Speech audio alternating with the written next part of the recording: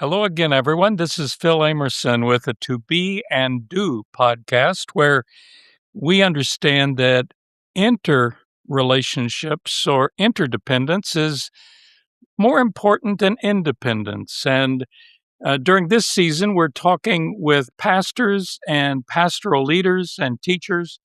And wow, we hit the jackpot today.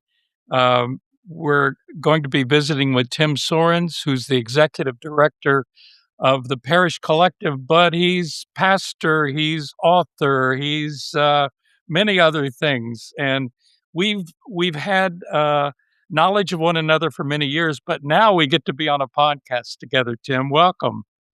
It's great to be here, Philip. I'm thrilled to be here. Thanks. It's good to have you here. I think I first came across your name when John McKnight said I should know your book, The New Parish. And I think John probably has played a role. Well, many of our guests have been influenced by John, but tell me about not only that book, but you've got another book out recently that is Everywhere You Look. And if people know about John McKnight, they probably understand Everywhere You Look.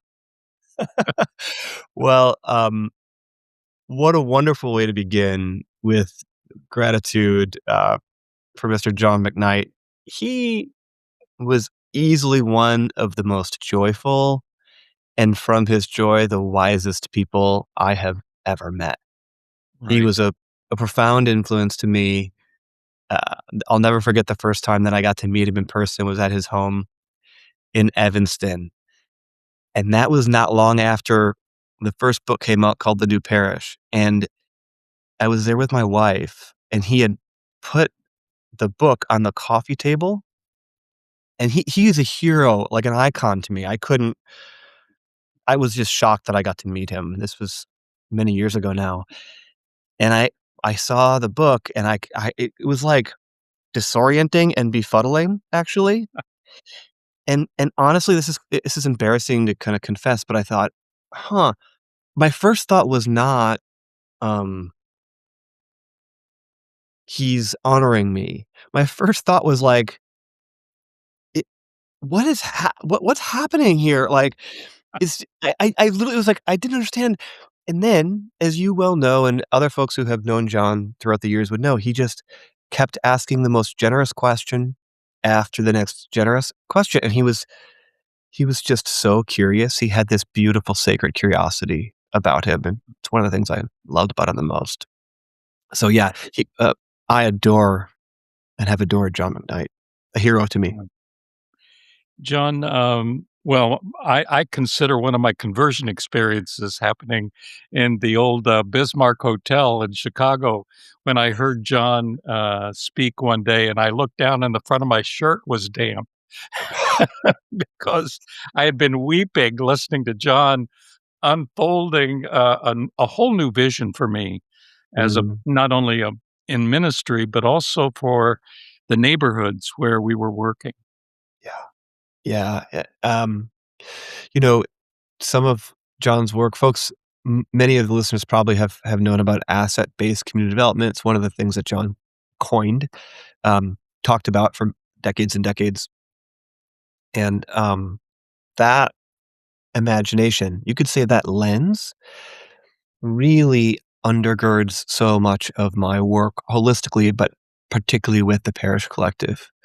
He also was a profound guide to many of us, not just in caring for neighborhoods and thinking, imagining, and seeing the neighborhood as kind of the unit of change that we were pursuing, the way that we could practice our faith together, um, but that regardless of where we were, there were gifts to uncover, there were ordinary heroes to celebrate, there were stories to unearth. There regardless of where you were, there was this multiplicity of gifts. Well, tell us about your history, and maybe in the midst of that, you can tell us when you first knew about John or his asset-based community development approach. Well, I grew up in Wisconsin, and the short version is I ended up going to seminary in Seattle. The school is now called the Seattle School of Theology and Psychology, and I sometimes joke that when I went to seminary, this was in a different era. I actually studied rhetoric at the University of Wisconsin, and so I was interested, still am in many ways, for how words create worlds, and specifically, I had been really inspired, I'd say, by a lot of largely evangelical churches who were trying through the Sunday morning experience to welcome in people who wouldn't ordinarily go to a church service.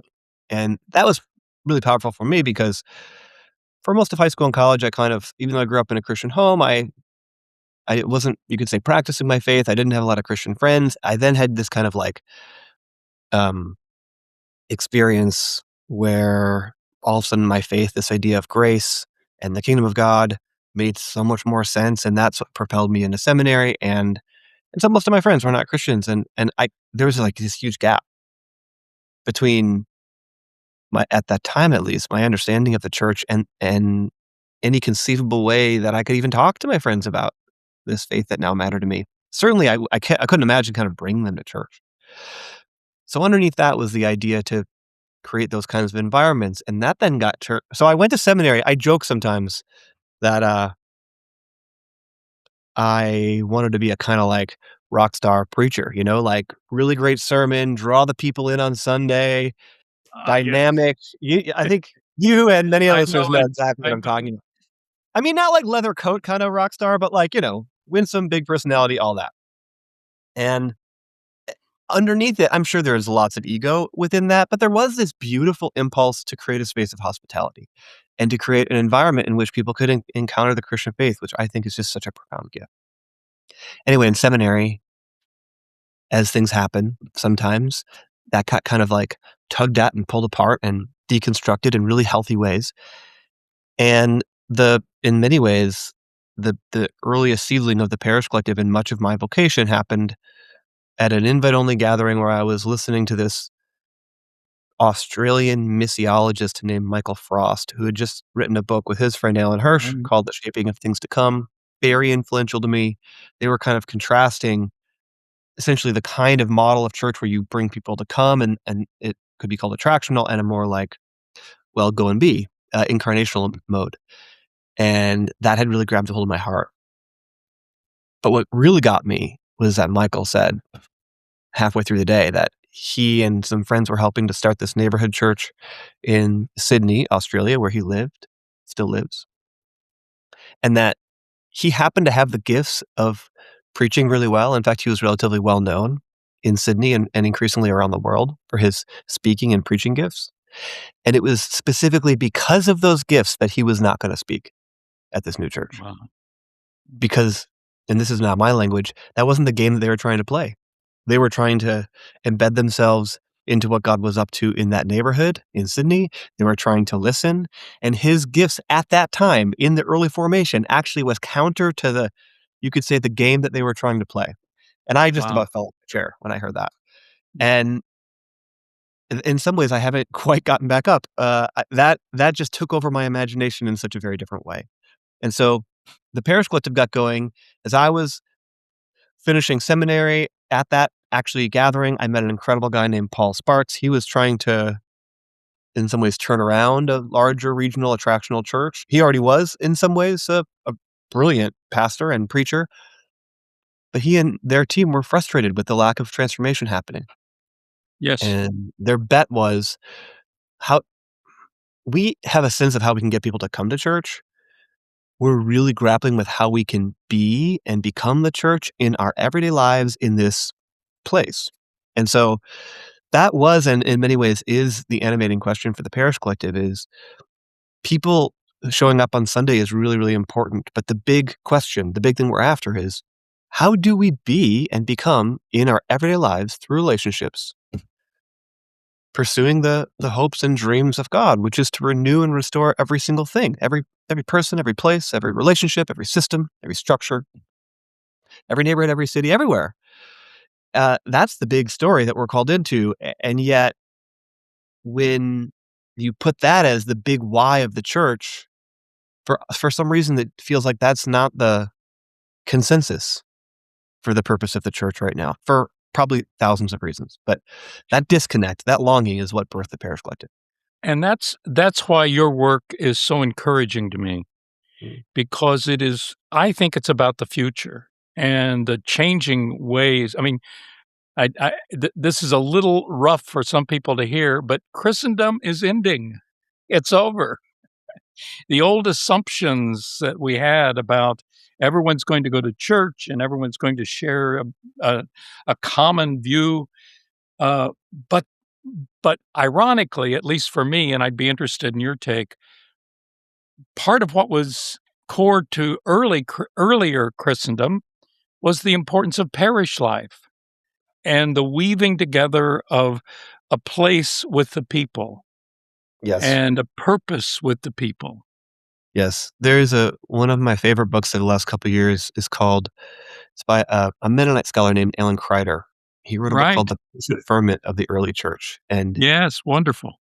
it's an incredible text. And one of the things that I mean, that book talks about how the early church, their most profound value was patience and belief in God being the agent of change.